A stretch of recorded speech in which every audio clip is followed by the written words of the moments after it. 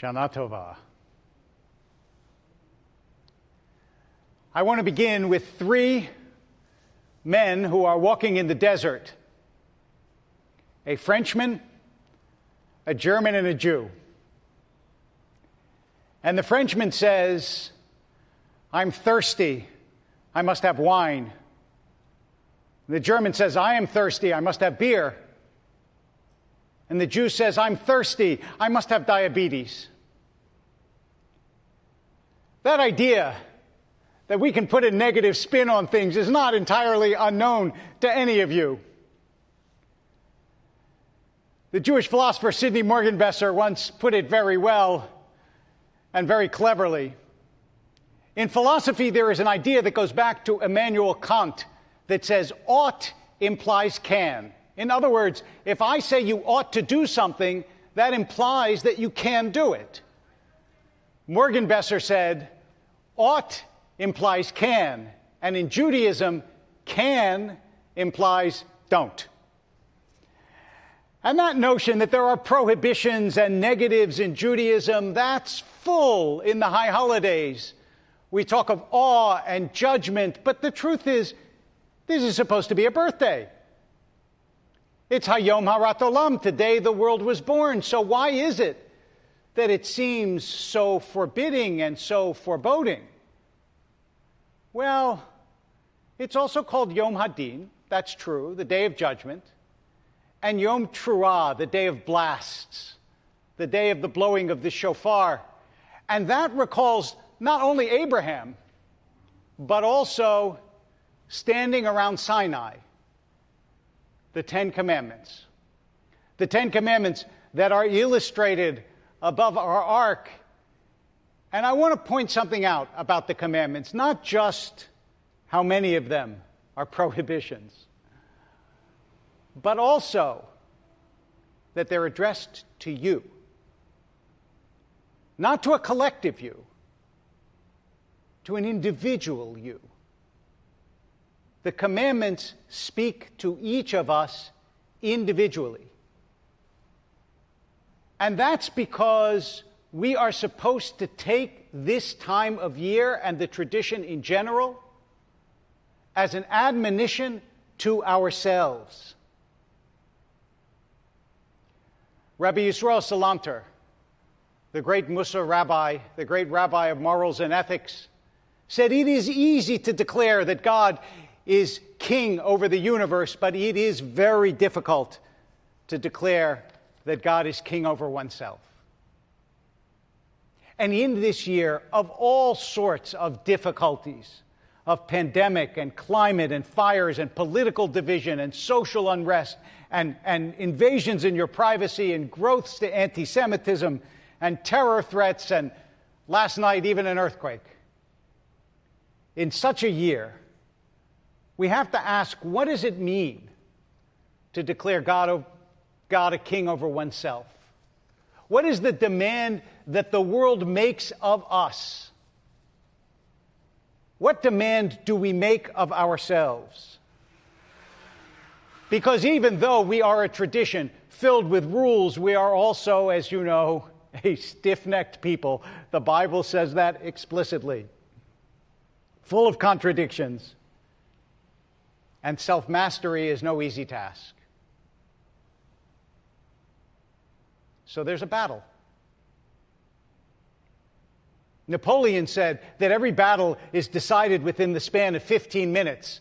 But I want to give you an analysis of battle deeper than Napoleon's from a rabbi. From a rabbi who was a mashgiach ruchani, a spiritual advisor in a famous yeshiva, Rav Dressler. And he, in the first half of the 20th century, wrote about a battle in a different sense. He said, everyone has inside themselves a nikudat bechira, a point of decision. But that point of decision differs inside yourself. Let me explain. If you put a salad in front of me and you say, do you want this kind of dressing or that kind of dressing, I have a decision to make. But if you put a salad in front of me and next to it you put a ham sandwich, and you say, do you want the salad or the ham sandwich? There's no decision. I don't have to go through any agonizing, any thought. It's clear. There is no nikudat habechira, there is no point of decision, because I have made a previous decision that conditions who I am. Because I keep kosher, and because I'm a vegetarian on top of that, I don't even think about the possibility of eating the ham sandwich. So says Rav Dressler, all of us have already conquered territory in a moral sense inside of us. In other words, there are places in you where there is no decision, because you have already made a decision. You know who you are. And so when someone approaches you with a decision or with an argument or with a point of view, you say, look, I understand, but I am already here. This is my commitment. I have a previous nikudat habechira, so I'm not at the battlefront here. I'm in conquered territory. What I know,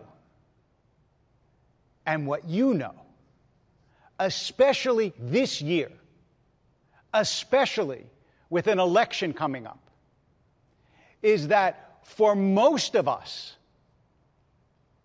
our political commitments are conquered territory. There are very few people whom I meet who say, you know, I'm really wondering who I should vote for. Please give me your arguments. For most of us, that is conquered territory. There is no battlefront. For some, yes, but for most, no. But I want to tell you where there is a battlefront.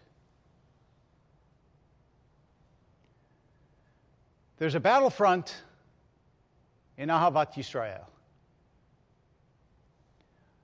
Ahavat Yisrael doesn't mean love of the land of Israel. In traditional Jewish teaching, it means love of the Jewish people and love of Jews. It is easy to declare love of the Jewish people as it is easy to declare God King of the universe. It is difficult to say, I love Jews who differ from me. My goal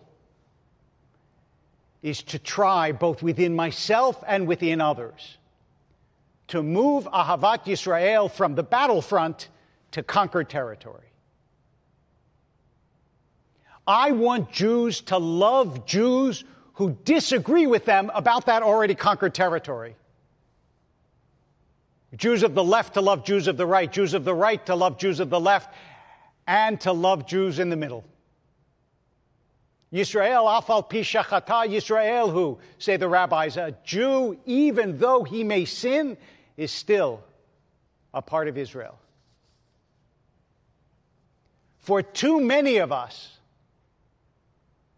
our politics overrides our Ahavat Yisrael.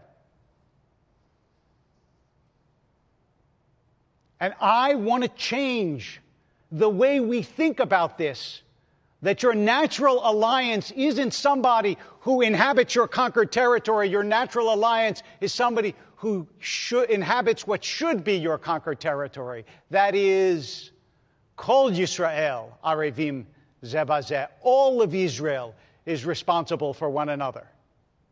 And you may get frustrated and you may get angry. But I'm not asking you to love the whole world.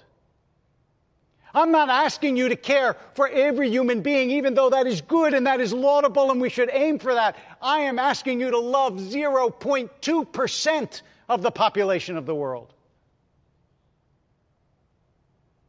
I'm asking you to make a commitment that you will genuinely care for and love the Jewish people, especially when they disagree with you, especially when they're not on your side. To recognize that they are a part of you, that we cannot excommunicate each other and cast each other off and speak in cruel and negative ways. That love should override it, overspill boundaries. That should be our fundamental commitment to ourselves and to each other.